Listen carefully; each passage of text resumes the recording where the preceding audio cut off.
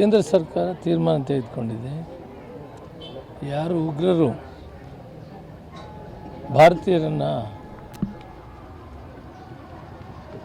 ಕೊಂದಿದ್ದಾರೆ ಅದರ ಮೇಲೆ ಕ್ರಮ ಜರುಗಿಸಬೇಕು ಅಂತೇಳಿ ತೀರ್ಮಾನ ತೆಗೆದುಕೊಂಡಿದ್ದಾರೆ.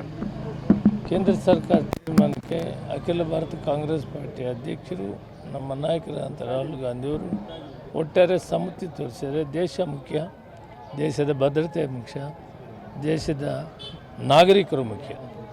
ಈ ದಿಸೆಯಲ್ಲಿ ಅನಿವಾರ್ಯವಾಗಿದೆ.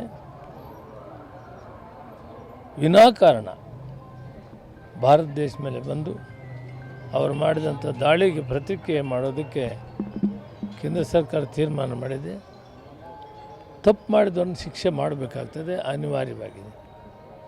ಸರ್, ಇವತ್ತು 9 ನೆಲೆಗಳ ಮೇಲೆ ಕಡೆ ಒಂದು ಪ್ರತೀಕಾರ ತೀರಿಸ್ಕೊಂಡಂಗೆ ಆಯ್ತಾ? ಆ ಭಾವನೆ ಅಲ್ಲ. ಭಾವನೆ ಏನಿದೆ ಅಂದರೆ ತಪ್ಪಿತಸ್ಥರ ಮೇಲೆ ಶಿಕ್ಷೆ ಆಗಬೇಕು ಅಷ್ಟೇ. ಪ್ರತೀಕಾರ ಅಂತ ಅರ್ಥ ಬರೋದಿಲ್ಲ. ಯಾರು ತಪ್ಪು ಮಾಡಿದ್ದಾರೆ ಅವ್ರ ಮೇಲೆ ಶಿಕ್ಷೆ ಆಗಬೇಕು.